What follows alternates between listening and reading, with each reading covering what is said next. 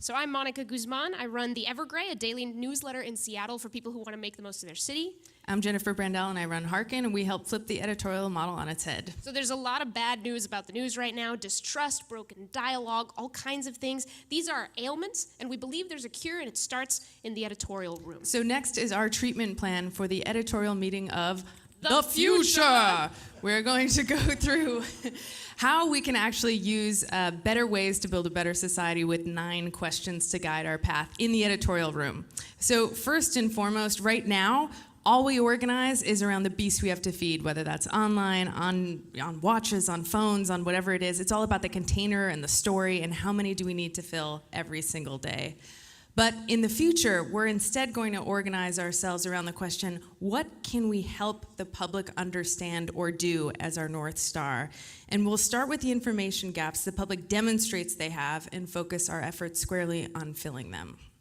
So right now, let's be honest, we often decide what gets covered kind of by our gut feel. We're professionals, we're amazing, we've been doing this for a while. Never mind that in a lot of newsrooms we're all one race, maybe mostly one class. We don't actually have that much in common with the communities we cover. So in the future, we will be in constant conversation with the public to see what they crave. At the Evergrey, after the election, people in blue Seattle wanted to have meaningful conversations with Trump supporters to try to understand a different perspective. So we did an experience, and we took them on a 10-hour road trip to Sherman County, Oregon with structured conversations, and it was awesome. And these days, where story ideas come from are people who are paid to try and get our attention, whether that's officials or PR agents, or we look to our competitors across town or whatever is trending on the internet. But in the future, instead, we're going to ask the question, what is our community concerned and curious about? At our Hearken partners in over 100 newsrooms around the world, we ask people directly, what do you want to know that we can help you understand? And it results in award-winning, differentiated content.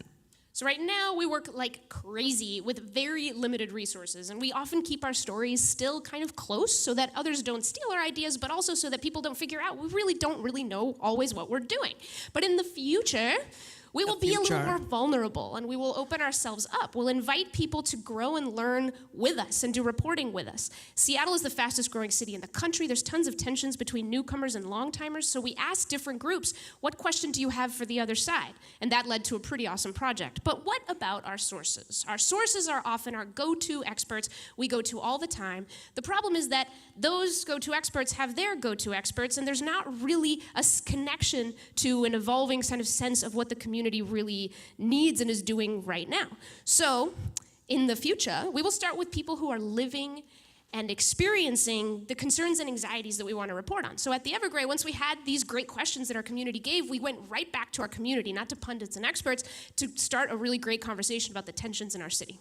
And similarly, at Hearken, we find that people who ask questions are often affected by the issues themselves, making for great sources, for great narrative characters and stories. For instance, our partners at the Texas Tribune got answers or questions from people affected by Harvey and answered them.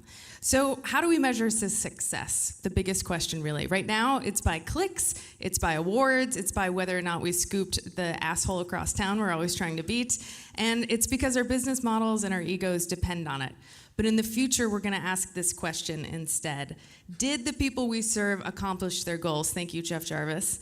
And we're going to actually have actionable input to see whether or not we did it, whether that's surveys at the bottom of articles or speaking with the community. And then we're also going to look at the meta story our organization is telling. So for instance, if 50% of the population is women, but we're hearing from men 2/3 of the time, we are actually distorting reality, and we are going to work to correct that.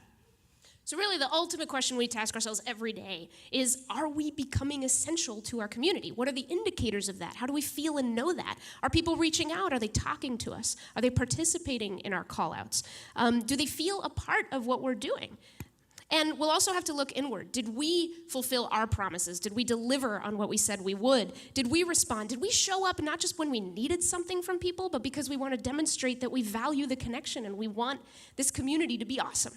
And are we constantly getting to know people, never feeling too comfortable with the things we already know, but always just kind of trying to step outside of our networks to make sure that we're in touch with our community? So here are the 9 questions in this presentation. Feel free to take a picture. We believe that these questions can help treat some of the ailments in journalism. The bad news is that it's really hard. The good news is we do have control of what we do in our very own editorial rooms. Thank you so much. Thank you.